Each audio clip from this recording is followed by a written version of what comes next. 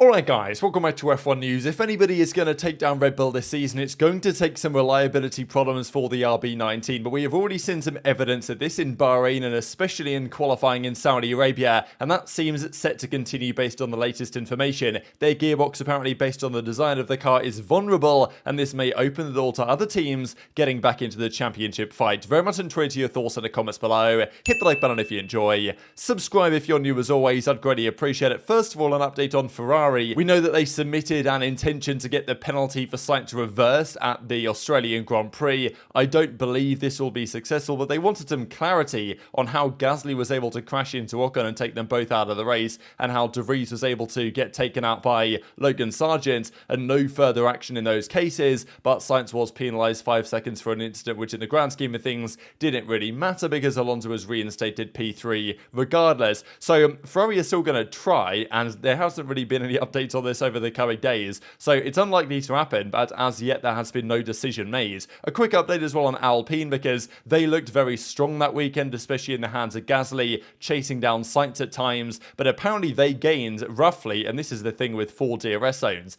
0.8 of a second per lap just in the DRS. So that really did exacerbate how good Gasly and the Alpine looked, and based on the data that Formula Uno have, they are still several tenths behind where they need to be to challenge the top teams, but they say they're going to gain 6 tenths with their upgrade packages over the next few months. But of course the other teams are also going to try and take steps forward as well. One of those will try and be Mercedes. They do have some concerns to solve though, because they still don't really know what caused George Russell's engine failure in Australia, and despite the fact that we're talking about Red Bull reliability today, Mercedes reliability has also been a point of concern. We know based on yesterday's video that their engine now is seemingly more powerful than it was last year. They can get more out of it, but it might be causing some reliability problems. They are still investigating what caused George Russell's engine to blow up on lap 22 or whatever it was, kind of when he was on a nice comeback run during the Grand Prix, and apparently they replaced the exhaust systems on all the cars and the W14. You have a lot of exhaust systems to play with, in fairness,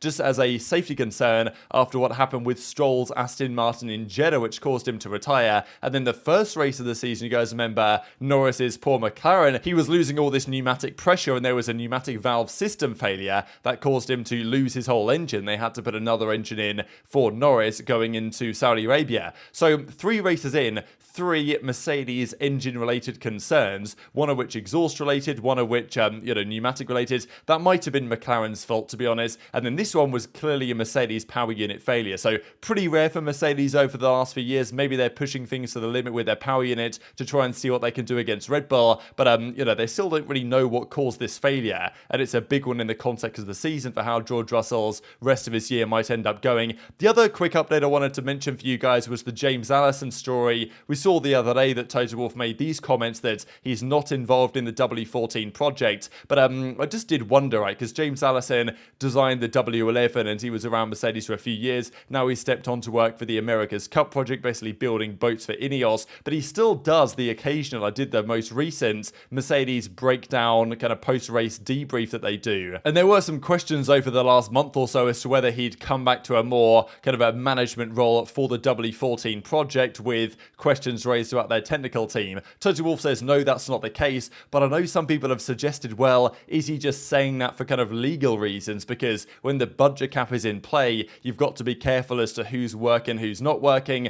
who is signed on to actually technically be part of your team and who is elsewhere. So that's the thing with Adrian Newey and his contract with Red Bull, that he's signed on as a consultant rather than an actual employee, and that allows them to get around his salary within the cost cap. And maybe Mercedes are trying to pull, I mean, all the teams are going to do some accounting trickery here, and I just wonder whether Toto Wolff is saying this for legal reasons as opposed to it necessarily being the full truth of the matter. But the Mercedes actually has less points this year than they had this time last year. Every year since 2019 they have declined in points from the start of the season. This year, if George Russell's engine didn't fail, they would be higher than last year, and of course last year they had Ferrari and Red Bull ahead of them. This year they've got Red Bull and Aston Martin and Ferrari at the first race of the season at the very least. But if anyone wants to catch Red Bull, it will take some reliability issues. It felt like Red Bull's reliability at the start of last season was going to be their undoing. That hasn't happened this year, but maybe it's going to happen down the line as it did with Ferrari a few races into the season. So a technical expert here, Paolo Filicetti from Racing News 365, analyses exactly how how Red Bull are able to gain such an advantage and how it could lead to problems with reliability as well, some of which we have already seen. So what he discusses is the gearbox mounting on the RB19 and just the design of the gearbox in general. This has been a big story for the last couple of weeks or so, that the Aston Martin that buys its gearbox and rear suspension from Mercedes is at a disadvantage compared to Red Bull because they're not able to mount the gearbox in the same way. Because their gearbox is larger because they buy the Mercedes one that Mercedes designed to work with their zero pod concept, which doesn't seem to have given them the trade-off that they wanted. So the RB19's gearbox housing is practically half that of the Aston Martin. It's far smaller. It's actually striking, apparently, when you look at the rear of the car. I hadn't noticed personally, but apparently this is true. How the housing on the bottom of the RB19 is significantly lower than that on the AMR23. This would indicate that the lower section of the RB19 gearbox has been designed to interfere as little as possible with the diffuser channels, the depth enabling Red Bull to increase the width. So effectively, the Red Bull generates the most downforce from the floor and is especially good in pretty much all the corners, but especially in the higher speed corners. The Red Bull is very strong. However, this does come with its downsides. We talked about the other day the anti-dive and the anti-squat suspension geometry on the car carries its downsides for tyre warm-up, and that can be exacerbated at circuits like Australia, especially in kind of cool qualifying conditions.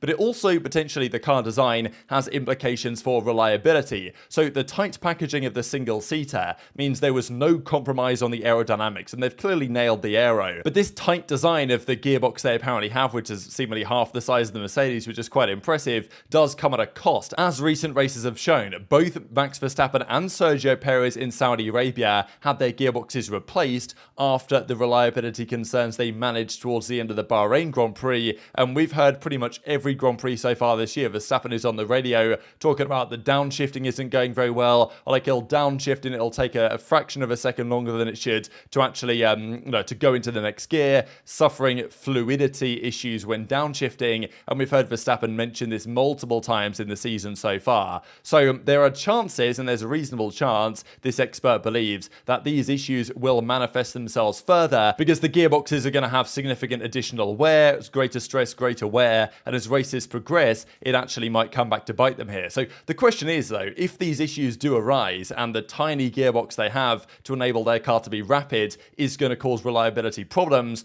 to what extent is this an issue? We saw that the issue that Verstappen had in qualifying at the Saudi Arabian Grand Prix was, it almost thought it was related to the gearbox. It turned out it probably wasn't, but regardless, that was a reliability concern for the Red Bull. And in Bahrain, many people weren't really talking about this, but after the Grand Prix, the Red Bull team said, or insider sources said, that they had asked the guys to go a second slower per lap because they needed to manage these issues and get the cars home. They felt like if they went if they unleashed their full potential at that Grand Prix, neither car would have made it home, just like happened a year before in 2022 with various other issues. Therefore, they changed both gearboxes going into Saudi Arabia, but there were still some concerns. And even in Australia, Verstappen's still complaining about downshifting not being ideal. Now, frankly, it seems to be a trade-off that's worth it for Red Bull as it stands. They have a rapid car, and okay, maybe their car has reliability concerns every few races as a result, but even if that's true, they can get to the front and then slow down, preserve, not go too hard on the components, and they should be okay. But, we thought that maybe with Ferrari before, but all it took from Ferrari was a couple of retirements from a Grand Prix to really turn the tail of the season, right? They lost so much, they had to bring in penalties because they were putting new power units in, and if the same thing happens with Red Bull, and it's a potential underlying reliability concern that as the races progress is more likely to manifest, then yes, they might have crazy pace to recover from positions in the field, but it could still prove a significant disadvantage. So we know the RB19 is so fast that no one is going to be able to stop Max Verstappen and the RB19 from winning the drivers and the constructors, I would imagine, unless there are serious reliability issues, which, rumours have it that there potentially might be over the coming races, as we saw with Ferrari before. But I would say the more likely possibility is that Red Bull have kind of nailed the trade-off here, and they knew they were going to have a somewhat of a trade-off between being on the limit of reliability but having a rapid car, and in the same way as the suspension setup where they know there are some risks involved, but the majority of tracks it probably will work quite well. So I wouldn't be surprised if Red Bull have actually nailed this by getting the perfect balance here of having a car that's on the edge of potentially being an issue, but it also is so much faster than other cars when it actually works as is initially intended. And just to look here, because Red Bull are so far ahead of where they were last year, and last year was, by the win percentage, one of the most dominant dominant seasons ever in Formula 1 history. 17 of 22 races won by the RB18. And we look at the comparison. The Red Bull is up 68 points compared to this time last year. The Aston Martin up 65, which I believe is all of its points because I don't think they've got any in the first 3 races of last season. Mercedes are marginally worse, and Ferrari down by 78 points. And every other team on the grid also going backwards, largely because Aston Martin have hoovered all of those points up. And even if this reliability is a bit of an issue for Red Bull down the line, they have so many other advantages that it doesn't sound super likely that this is going to affect them significantly. I think you're also allowed maybe 5 gearboxes per year, so it's not quite the 3 ICs. If you blow up an ICE, like, you're going to have to take a 10-place penalty at some point. If you blow up a gearbox, it might not be the end of the world because you might be able to take a couple of more down the line, or you might be able to preserve one a little bit longer, so difficult to say. But they've got so many other advantages, such as the DRS, that they probably will nullify some of these concerns. But nonetheless, an interesting story to keep an eye on. Just one thing to close out the video, a statement here from Johnny Herbert, who was recently part of the Sky Sports F1 broadcast, no longer anymore. And he mentions the 2 drivers, in his opinion, that could beat Max Verstappen and equal machinery. Hamilton and Alonso still very strong drivers, and I think would give it a good go, but more than likely out of the younger generation and the up-and-comers that will have chances to do this over the next 5-10 years, probably Norris and Russell are the most likely. But it's quite interesting that he doesn't mention Charles Leclerc, for example, or even Nicholas Latifi. So, I feel like there's some questions here to be raised about Herbert's analysis, but very much enjoyed your thoughts in the comment section below. Hit the like button if you enjoyed, subscribe if you're new, take care, and I'll see you next time.